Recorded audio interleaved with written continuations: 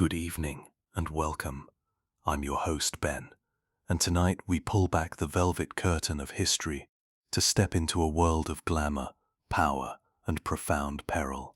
We're exploring the scandalous, secret lives of the women who ruled from the shadows, the royal mistresses. The most powerful person in the kingdom was often not the king. It wasn't the queen. It wasn't a general or a bishop.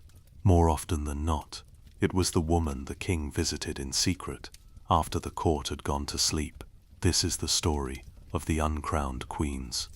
We think we know the royal mistress, a scandalous affair, a footnote in a king's biography, but that's not the real story.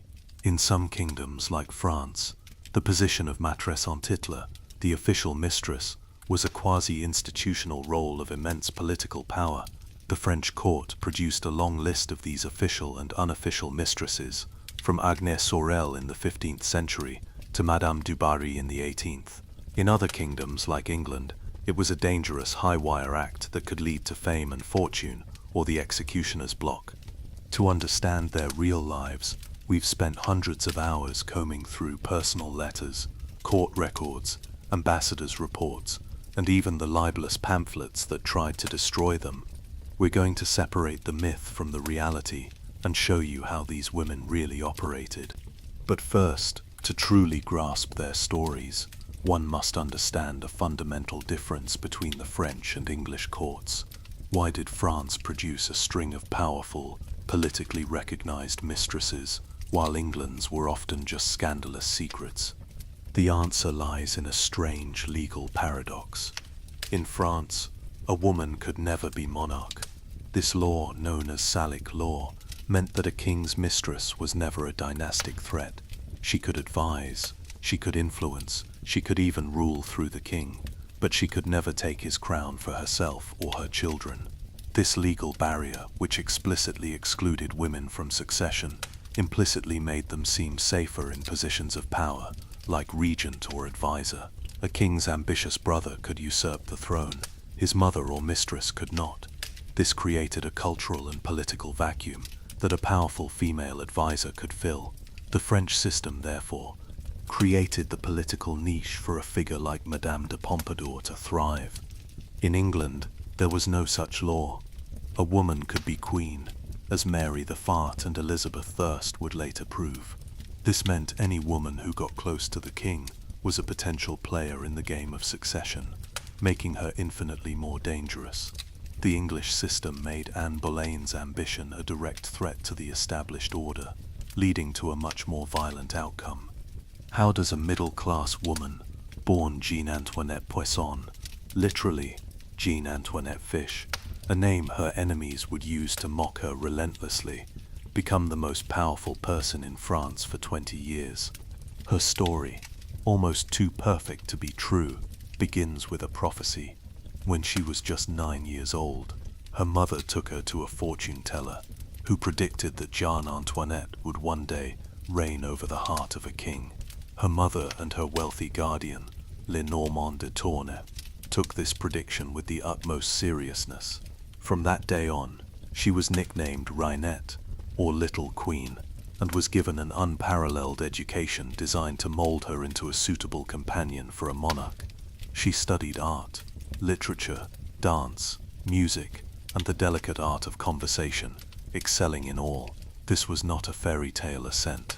It was a meticulously executed plan. As a young married woman, Madame de Thiol, she became a star of the Parisian salon scene, holding her own with Enlightenment giants like Voltaire and Montesquieu. By 1744, she began to strategically place herself in the king's path during royal hunts in the forest of Senart, ensuring he noticed her. The plan worked. After the death of his previous mistress, she received an invitation to a great masked ball at Versailles in February 1745. There, in a now famous encounter, King Louis XV, disguised as a yew tree, publicly declared his affection for her, who was dressed as Diana, the goddess of the hunt. By March, she was installed in an apartment at Versailles directly above the king's own, connected by a secret staircase. To be formally presented at court, she needed a title. the king purchased the Marquise of Pompadour, making her the Marquise de Pompadour. On September 14, 1745, she was formally presented. The court watched with bated breath to see how the devout queen, Marie la Syrinska, would react. With remarkable grace, the queen struck up a polite conversation, inquiring after a relative of Pompadour's husband, a move that stunned the court and eased the new mistress's entry into the royal circle. Madame de Pompadour quickly proved to be far more than a lover. She became Louis XV's unofficial prime minister, his confidante, and his chief of staff. She was the gatekeeper to the king, controlling access, managing appointments, and influencing major political decisions. Her influence was felt across Europe. She was instrumental in forging the reversal of alliances, which allied France with its old enemy Austria against Prussia.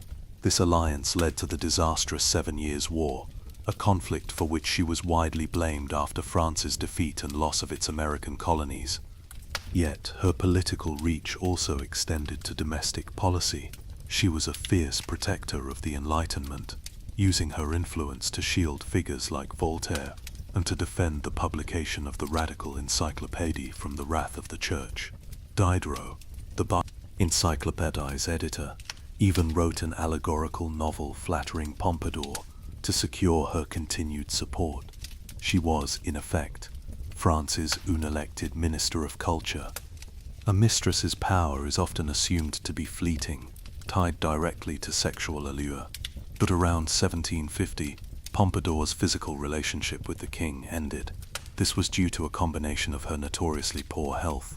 She suffered from recurring bronchitis, chronic headaches, and several miscarriages, and what she herself admitted was a cold temperament.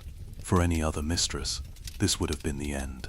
For Pompadour, it was an opportunity. Her value to the melancholy king had never been purely physical.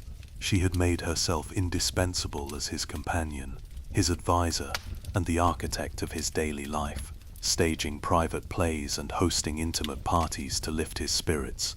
She famously declared, "It is his heart I want. All these little girls with no education will not take it from me." This was a conscious and brilliant political pivot. She moved from her private rooms to a grander, more public apartment on the ground floor of the palace, and officially took on the title of Friend of the King. To cement this new public identity, she even commissioned a sculpture of herself by Jean-Baptiste Pigalle, titled Friendship Consoling Love, a clear message to the court that her position was permanent and based on something far more durable than passion. She had artfully rebranded her role from a temporary sexual partner to a permanent intellectual and emotional companion, securing her position for life. This was her true genius. Her power was also visual. She was the engine of the Rococo style, patronizing artists like Francois Boucher and commissioning countless portraits. These portraits were carefully constructed propaganda.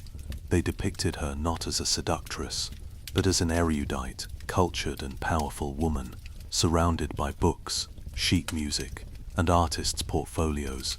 The final portrait of her by Drouet is the ultimate example, a grand yet intimate depiction of a woman of immense wealth, learning and industry, a calculated image of virtue and charm.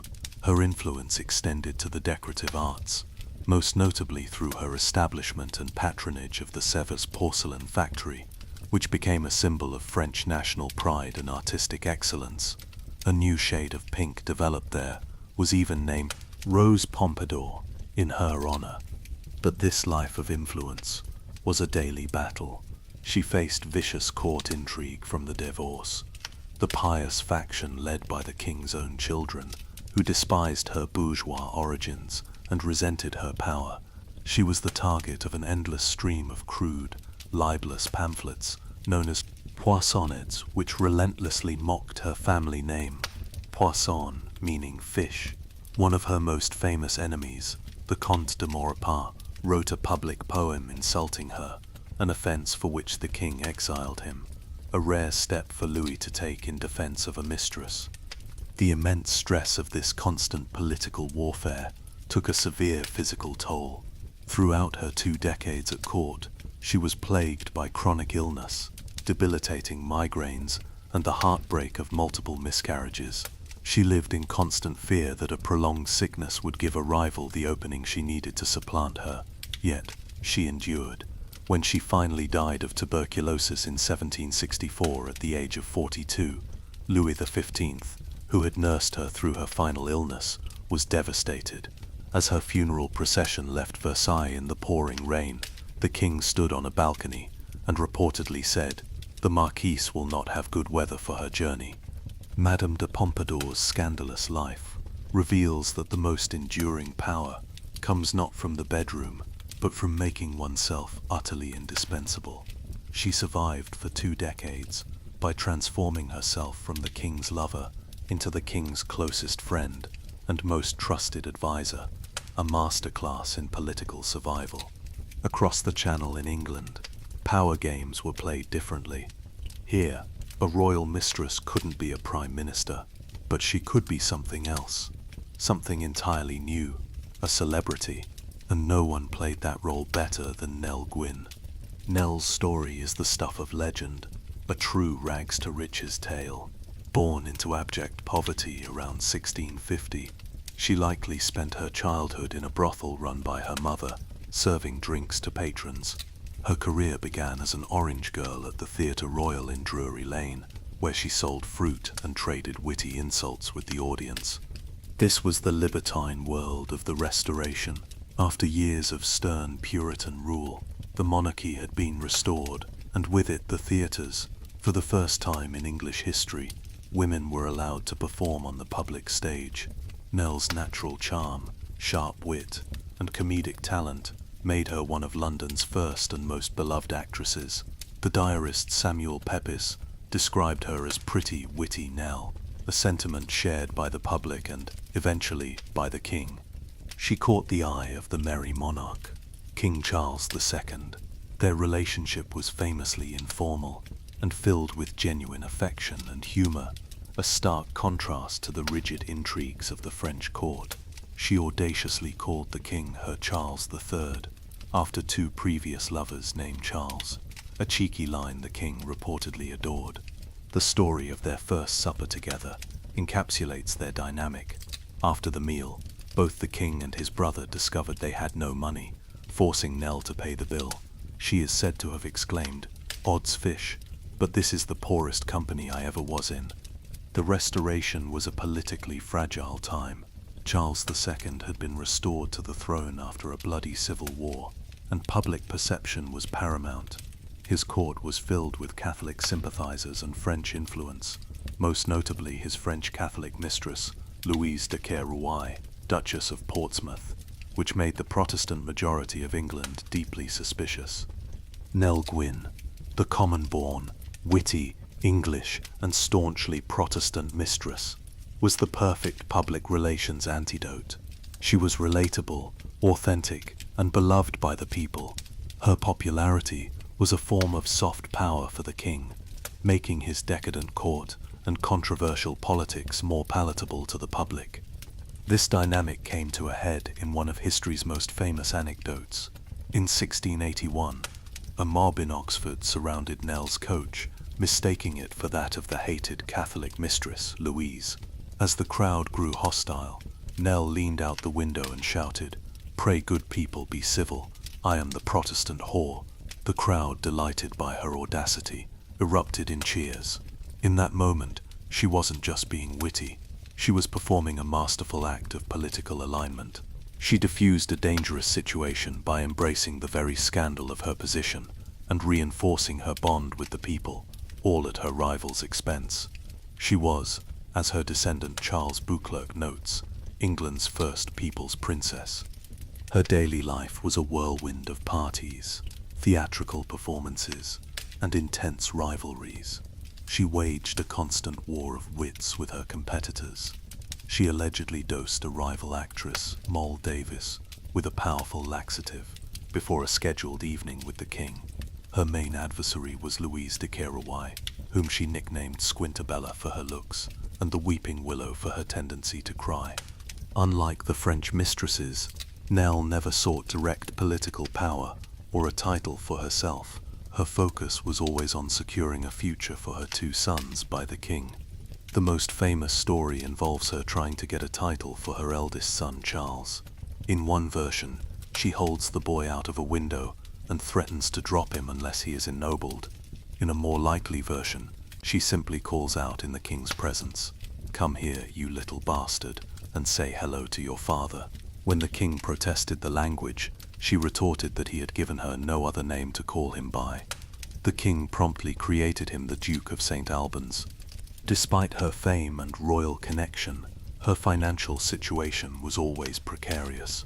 She lived extravagantly and was deeply in debt when Charles II died in 1685. His famous last words to his brother and heir James were, "Let not poor Nelly starve." King James II honored the request, paying off her debts and granting her a generous pension, securing her final years. Nell Gwyn's power was not in policy, but in personality. She pioneered a new kind of influence, that of the public celebrity, and showed that in the right political climate, the affection of the people could be as valuable a currency as any royal title. But what happens when a woman refuses to be a mistress at all? What happens when she looks at the king not as a lover, but as a stepping stone to the throne itself? This was the audacious, world-changing gamble of Anne Boleyn. Anne was a sophisticated and intelligent noblewoman, educated in the refined courts of France and the Netherlands. Upon her return to England, she served as a lady-in-waiting to Queen Catherine of Aragon, and quickly caught the eye of King Henry VIII. But Anne had seen what happened to women who became the king's playthings. Her own sister, Mary Boleyn, had been Henry's mistress and was unceremoniously cast aside. Anne refused to follow that path. For 7 long years, from 1526 onwards, she resisted Henry's advances, forcing him to write a series of desperate and impassioned love letters. She would not be his mistress, she would be his queen. This refusal became the catalyst for one of the most significant events in Western history, the English Reformation.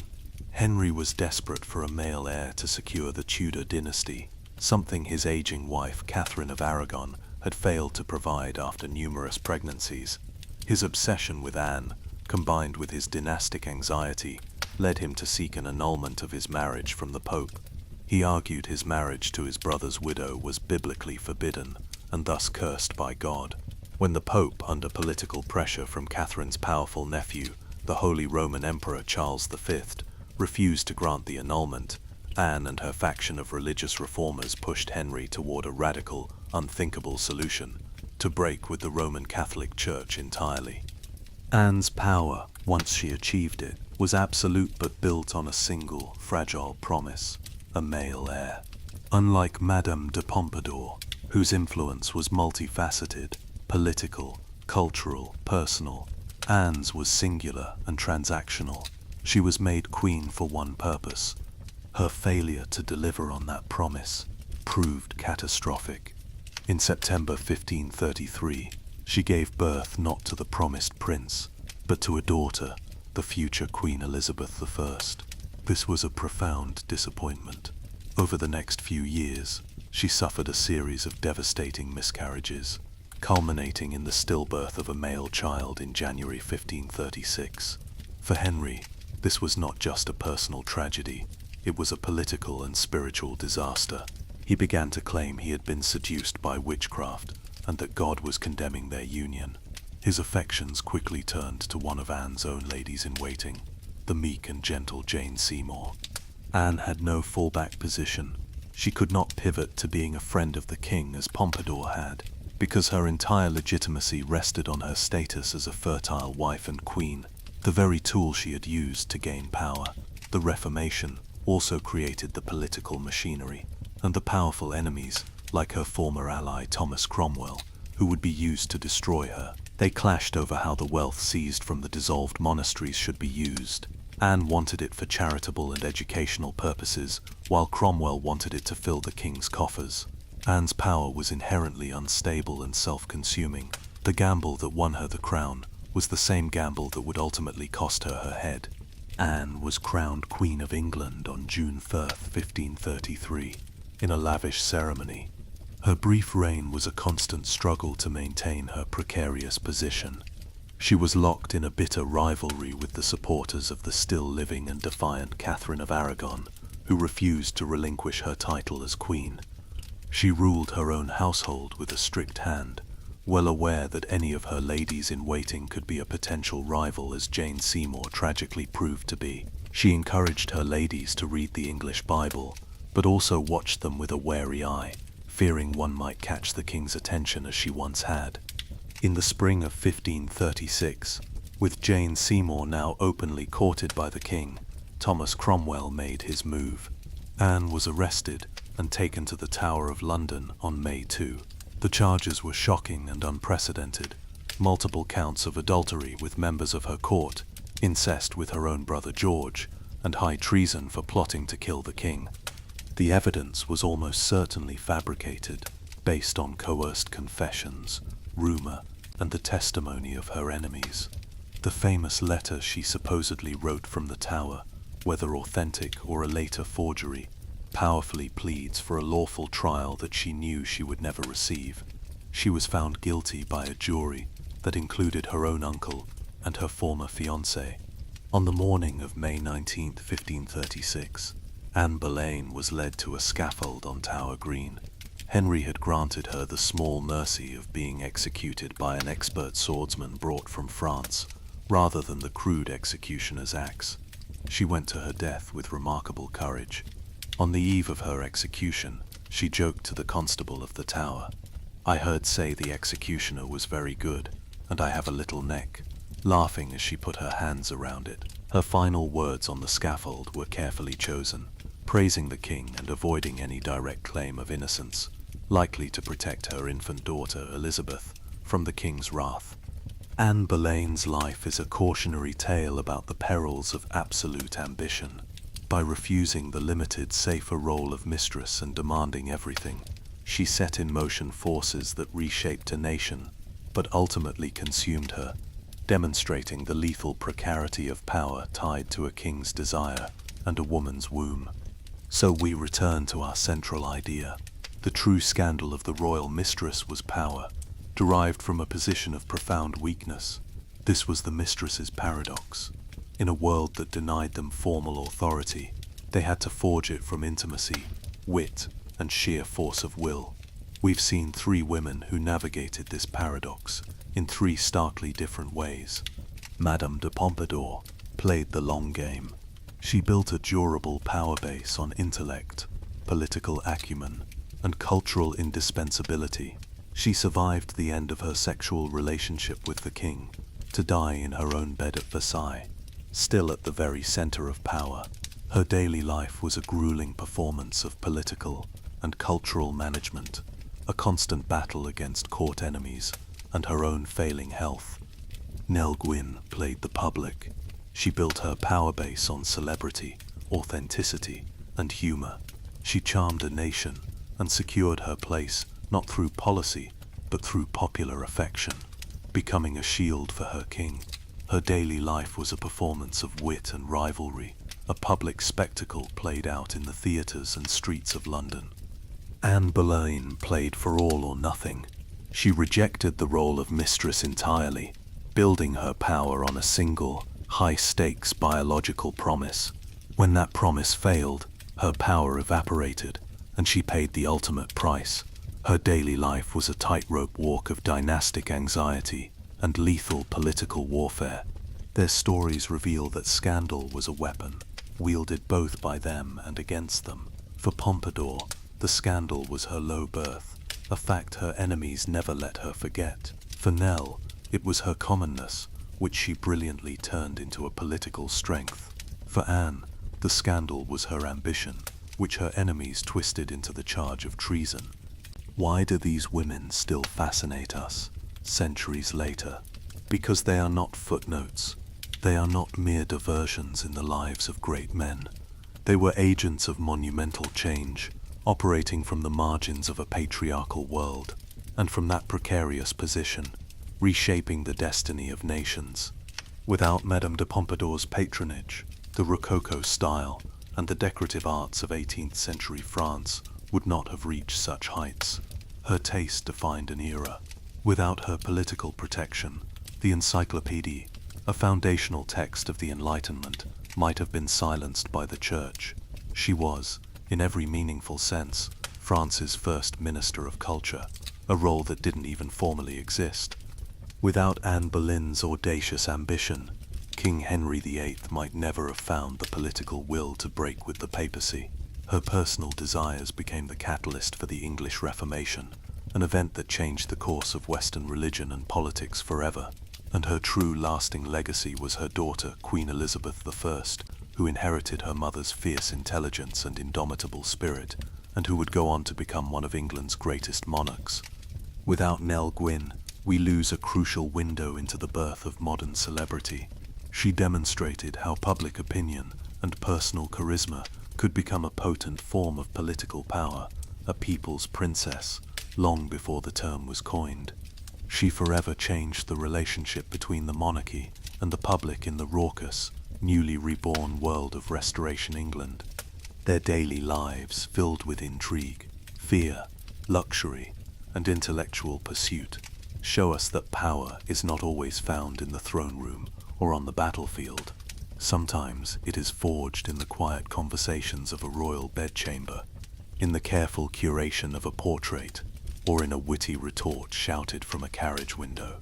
These uncrowned queens, living on a razor's edge, prove that history is often shaped by those who were never meant to rule it.